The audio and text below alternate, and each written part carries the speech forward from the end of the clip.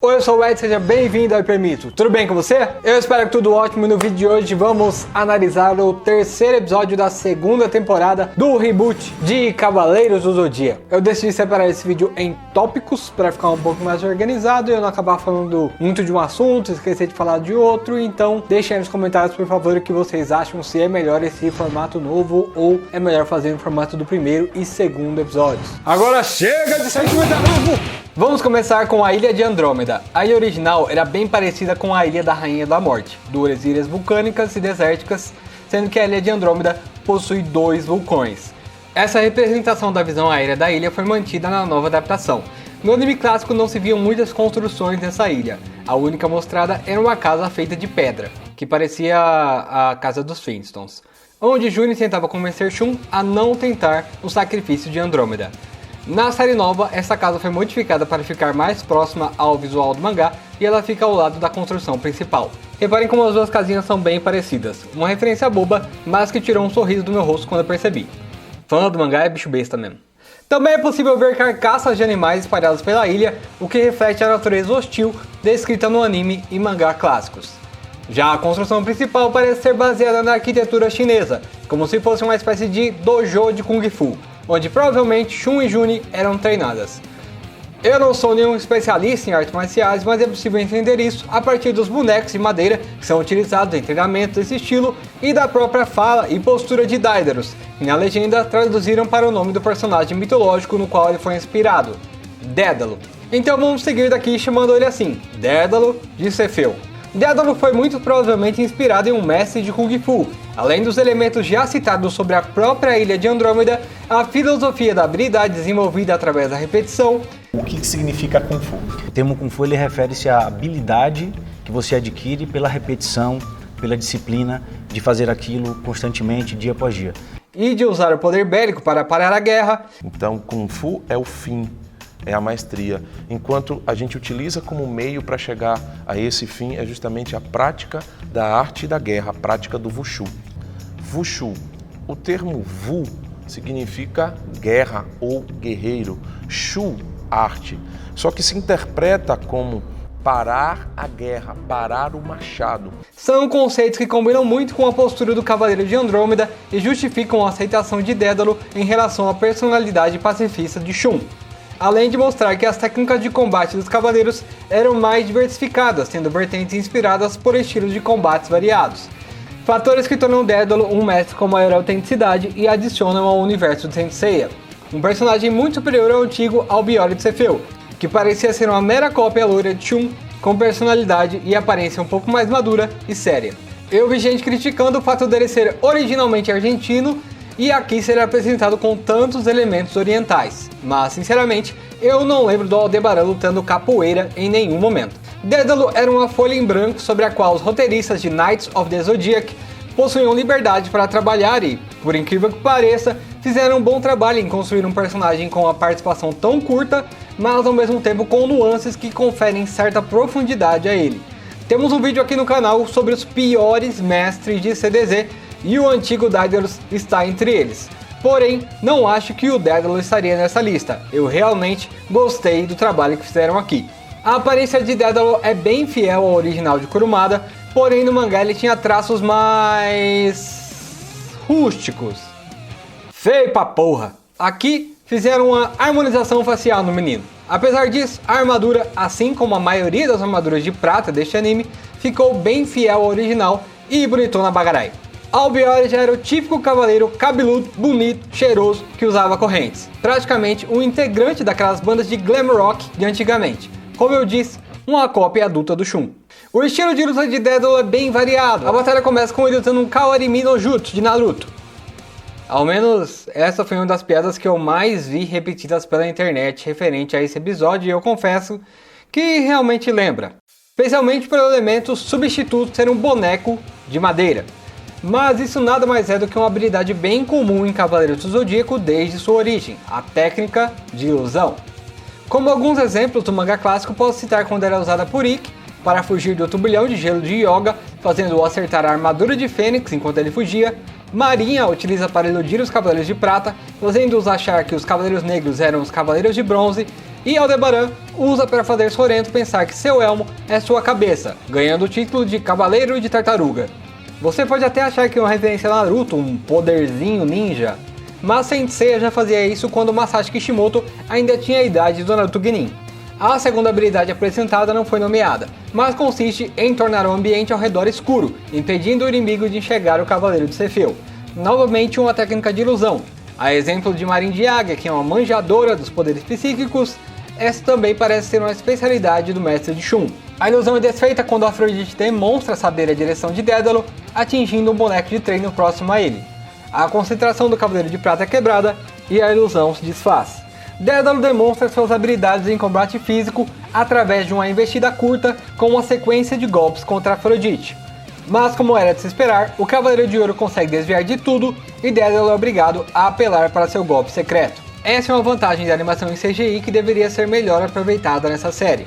Lutas corpo a corpo são favorecidas pelo uso de modelos 3D. Inclusive, a Toei tem optado por mesclar animações 2D e 3D para cenas de ações mais complexas em outros animes do próprio estúdio, como Dragon Quest e Dragon Ball Super.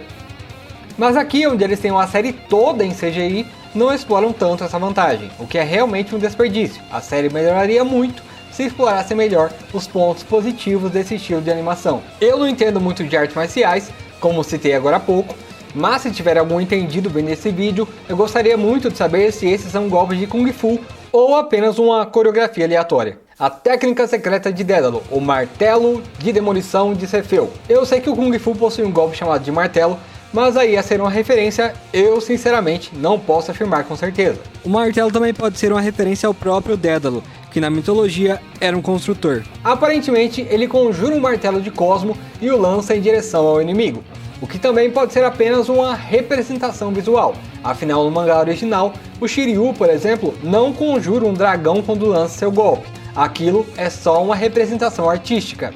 Apesar disso, se for realmente um martelo conjurado, isso não seria novidade. O próprio Afrodite é um cavaleiro que conjura rosas para lutar, e essa não é uma exclusividade dos Cavaleiros de Ouro. Temos também o Cavaleiro de Sagitta, que consegue lançar flechas físicas junto às suas ilusões.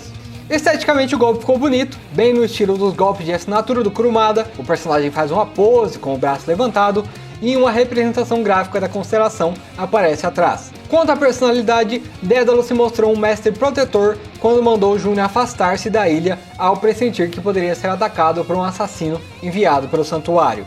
Ele questiona o senso de justiça de Afrodite e demonstra ter grande esperança nos Cavaleiros de Bronze, assim como Marin.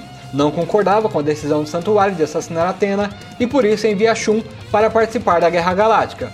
Os motivos pelos quais envia ela ao invés de June não ficam tão claros, mas o mais provável é que soubesse da existência de Ikki e do envolvimento dele com Gurad. Uma outra possibilidade seria por ele enxergar um maior potencial em Shun do que em June de Camaleão. Falando nela, vamos a June de Camaleão. June nessa versão teve sua roupa de treinamento modificada, tanto no mangá quanto no anime clássico, ela utilizava o clássico maiô com sutiã da Madonna. Mas a equipe de produção deve ter achado que isso era muito anos 80 pro dia de hoje. Eu achei o novo visual bacana, afinal o original era bem cheguei, maiô rosa com uma leg amarela. Cor horrorosa. Parecia que ela iria apresentar um programa de ginástica na TV e não treinar para ser uma guerreira. Ela demonstra ser bem apegada ao mestre Dédalo, ficando arrasada com sua morte e se voluntariando, mesmo tendo dúvidas em relação ao propósito da Guerra Galáctica, ao ver que Shun não queria participar. Uma verdadeira relação de pai e filha, assim como parece considerar Shun como irmã. Eu sei que tem gente fazendo alarde sobre elas terem um relacionamento lésbico, mas relacionamentos nunca foram o foco de Saint Seiya. Mesmo entre o Shun original e a June, o que havia era uma relação que poderia ser interpretada como amizade ou romance, ficando a cargo do leitor ou espectador. Em nenhum momento é explícito que os dois tiveram ou teriam um relacionamento no clássico. Eu sei que tem muita gente que gosta de shippar, ficar formando casais e não tem nenhum problema nisso, mas é preciso saber diferenciar o que é só um chip dos fãs e o que realmente é dito pelo autor. Essa June parece muito mais decidida, muito mais ativa do que a do clássico. Eu realmente fiquei torcendo para ela seguir a Marinha até o santuário. Se você viu o vídeo de teorias sobre essa série aqui do canal, deve lembrar que eu já tinha imaginado que isso iria acontecer e eu fiquei realmente contente que tenha acontecido. O que eu quero dessa série nova é exatamente que mudem alguns pontos da história. Pode ser que errem algumas coisas, como já erraram em muitas na primeira temporada, mas por enquanto, nessa segunda temporada, eu ainda acho que houverão mais acertos do que erros. Como sempre digo, se fosse para rever tudo exatamente como no clássico, eu simplesmente reassistiria o anime clássico. Eu quero ver mais Marin June subindo em Star Hill e enfrentando Aldebaran. E já que falamos dela, Marin de Águia. É legal ver que haviam alianças se formando também entre os Cavaleiros de Prata. Nos de ouro nós tínhamos Muidoku, que eram os desconfiados. Os de bronze são o foco da revolução, mas Marin e Daedalus eram lobos solitários no clássico. Albiori ainda tinha uma banda de glam rock, um grupo de cavaleiros fillers, clones do Shun, apoiando-o no anime, mas no mangá, aparentemente ele treinou apenas Shun e June mesmo. É bom ver que os cavaleiros veteranos também estavam se mobilizando e tentando juntar forças, e não só xingando muito no Twitter. Marin diz que chegou atrasada para ajudar Dédalo. Não sabemos qual era a intenção dela, se era ajudá-lo ou alertá-lo sobre a vinda de Afrodite para que fugisse, mas que bom que ela não chegou a tempo, né? Ou Afrodite provavelmente teria matado os dois. Queria destacar o quão melhor é o design de Marin nessa nova série, e isso é uma das poucas coisas que eram positivas já na primeira temporada, pois a armadura de águia não fazia o menor sentido no mangá e anime originais, já que era uma armadura de prata que protegia menos do que uma armadura de bronze.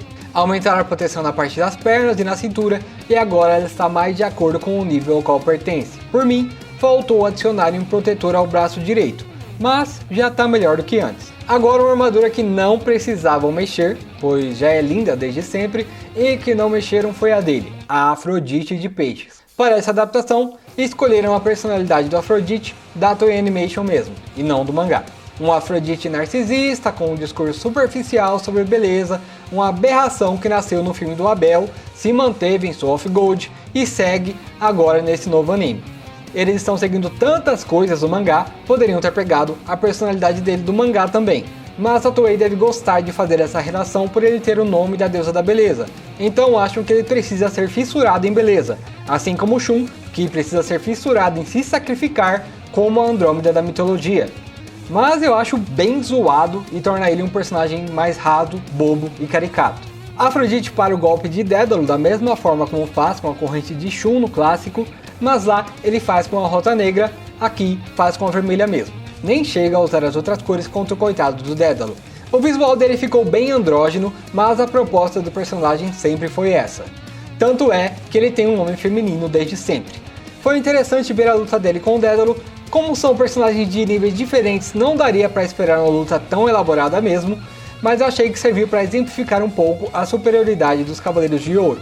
Quem assistiu apenas o anime pode ter ficado se perguntando onde estava o Miro do Escorpião durante a luta, mas no mangá ele realmente não vai à Ilha de Andrômeda. Isso só acontece porque a Toei se adiantou em relação ao Kurumada e depois teve que remendar a história dizendo que Afrodite foi ajudar o Miro para o Shun ter alguma ligação mais direta com o Cavaleiro de Peixes. Falta peso na luta, como sempre, mas isso acontece mais por causa da trilha do que qualquer outra coisa, acredito eu. A trilha dessa série é muito fraca e essa é uma herança da primeira temporada, onde eles decidiram pôr músicas mais no estilo de animações americanas e ficou essa coisa completamente esquecível e sem sal. A abertura e encerramento do The Struts até que são legais, mas a música incidental não consegue impactar. E por mais que a cena seja legal, isso sempre deixa a impressão de que tem algo faltando. Assim como tá faltando paciência pro nosso amigo Yoga de Cisne. A Shun chega querendo dialogar, o que faz sentido, já que as duas primeiras casas foram atravessadas basicamente na base da conversa, mas o Yoga, que deveria ser o Cavaleiro do Gelo, tá mais esquentado que o Ikki nesse episódio. Claro que essa não é uma falha da série nova, nessa parte o Cisne também quer ir pra cima de qualquer jeito no original. Finalmente podemos ver o turbilhão de gelo animado. Eu sei que quem é fã só do anime pode ter ficado se perguntando, mas que porcaria é essa? Cadê o meu Trovão Aurora Ataque? Mas eu, como fã do mangá, sempre quis que o Yoga usasse o turbilhão de gelo e fiquei feliz por ver ele aqui. É um fanservice besta, mas eu aceito, Toei, muito obrigado. Assim como no clássico, o comportamento do Yoga acaba fazendo ele ficar inconsciente e ser levado para dar um rolê na outra dimensão. Seiichiryu tem uma participação bem breve nesse episódio, e bem parecida com o que já vimos no anime antigo. com o Shiryu confuso porque o Seiya tá falando sozinho e depois puxando o grande líder para fora da casa de gêmeos e dando uma lição de moral nele sobre propósito, confiança e objetividade. Internamente, Shiryu deveria estar profundamente arrependido daquela cena constrangedora na temporada anterior, onde escolheram esse cara para ser o líder. Como já comentei no último vídeo, estão tentando manter por mais tempo o mistério sobre a identidade do Grande Mestre nessa nova adaptação e, se eu fosse um novo espectador de Cavaleiros do Zodíaco, provavelmente até esse episódio eu nem desconfiaria que o Cavaleiro de Gêmeos era o Grande Mestre. Ok, dependendo da minha idade, talvez eu desconfiaria sim, mas o Ed criança provavelmente não saberia ainda. Sobre a Shun, desperdiçaram várias oportunidades de fazer a gente gostar um pouquinho que seja dela nesse episódio. Não fizeram analogia nebulosa, que é um negócio tão bonito de ver quando ela espalha as correntes. Ela não tenta puxar o Yoga com a corrente da mão dela que está livre. Ao invés disso, fica gritando para uma pessoa claramente inconsciente segurar na mão dela que está a metros de distância. Menina, esse aí é o Yoga, não é o Luffy não. Ela joga a carta do mestre dela fora, recusando a missão e tem que ser lembrada do próprio irmão pela June. O que me faz gostar um pouco mais da June aqui do que no clássico, já que lá ela era só uma donzela do sexo frágil que quer impedir o grande homem de encarar seu destino, enquanto aqui, se pudesse, ela mesma iria pra porrada e deveria ter ido na primeira temporada, né, Toei? Deveria ter ido.